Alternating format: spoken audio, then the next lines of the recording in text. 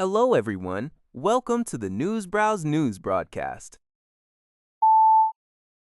Al Jazeera reports that a U.S. measure to deepen military cooperation with Israel is facing bipartisan pushback in Congress. Democratic Congressman Ro Khanna and Republican Thomas Massie are leading efforts to remove Section 224 from the upcoming National Defense Authorization Act, NDAA. This provision would appoint an executive agent to oversee joint technological development and coordination between the two militaries. Critics, including Massie, who emphasized U.S. sovereignty, and Khanna, who aligned with him despite political differences, argue the measure could make U.S. military aid less transparent and tie the U.S. technologically to Israel at a time when American public support for Israel is at historic lows. Recent polls show a majority of U.S. voters oppose additional aid to Israel and disapprove of the Israeli-Palestinian conflict, particularly after Israel's war in Gaza and its reliance on AI technology. Congressman Derek Van Orden, however, criticized Massie, accusing him of anti-Semitism, stating the agreement would leverage advanced Israeli technologies.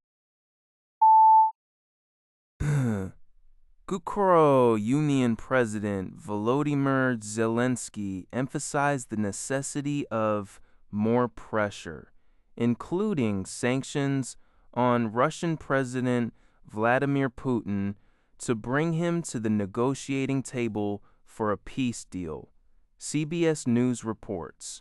Speaking on Face the Nation with Margaret Brennan, Zelenskyy expressed hope that battlefield gains over the next 6 months would strengthen Ukraine's position before winter.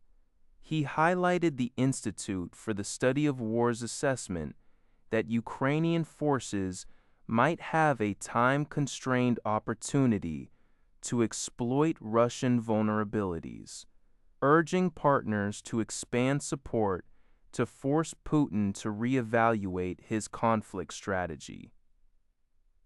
Zelenskyy reiterated his plea for additional U.S. aid, specifically Patriot ballistic missile interceptors, noting that current production rates are insufficient.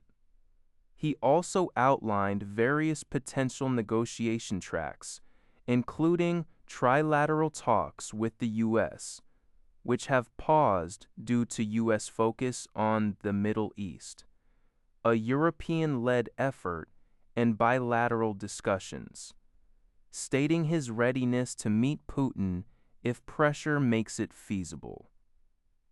Zelenskyy claimed Russia is losing up to 35,000 soldiers monthly, indicating a looming big crisis with the people that could push them to dialogue.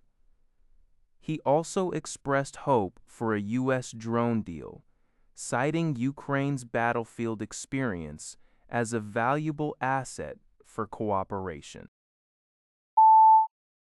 The Ebola outbreak in the Democratic Republic of Congo has seen a rapid increase in suspected cases, reaching 1,028. According to Health Minister Samuel Roger Kamba, the current strain, Bundibugyo virus, has no approved treatments or vaccines. The World Health Organization believes the virus may have circulated undetected for weeks before the official announcement. Experts, as reported by the Epoch Times, point to the prevalent bushmeat trade in the Congo basin as a primary driver for the virus's jump from animals to humans, with infected fruit bats, monkeys, and antelopes being key sources. Dr. Tolberg Gile Nyanswa of the Africa CDC stresses a One Health approach due to human-animal environment interactions. Despite the severe and often fatal nature of Ebola, cultural practices and reliance on bushmeat for protein create significant challenges for public health efforts, with some communities unaware of or disbelieving the link to illness. This interplay of livelihood, culture, and disease makes containing the outbreak particularly complex. According to Ziyoshiv Baal, Russia has reportedly begun recruiting female university students to participate in the ongoing war in Ukraine. marking the first known instance of women signing contracts for combat-related roles. This recruitment effort is taking place in Russia's Ulyanovsk Oblast, specifically at the Kuzovatovo Technical College.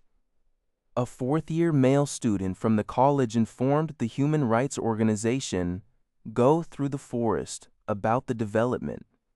He claims that after offering voluntary contracts to male students, the school principal began presenting female students with new contracts for air defense units.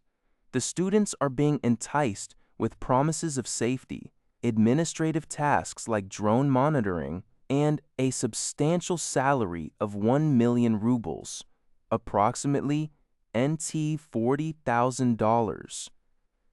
At least 5 female students from the technical college, which specializes in fields like economics, accounting, and agricultural mechanization, have reportedly signed these contracts.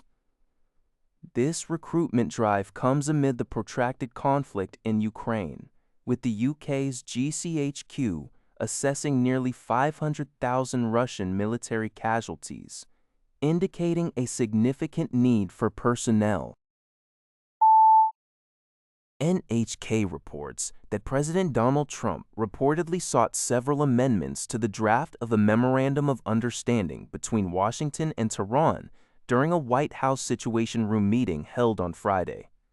The news was broken by the U.S. website Axios on Saturday, citing a senior administration official and a second source familiar with the issue. According to the report, the current draft includes a commitment from Iran not to pursue a nuclear weapon, but it lacks specific concessions beyond that. Trump is quoted as desiring the draft to include more explicit details about how and when the U.S. would obtain Iran's enriched uranium. Additionally, the second source indicated that Trump also wishes to amend some of the wording related to the reopening of the Strait of Hormuz. A senior administration official expressed confidence, stating, "There will be a deal. We're willing to wait so the president gets what he asks for," adding, "At the turn of the week, we hope to have something." That's all for this video. Thank you for watching. See you in the next video.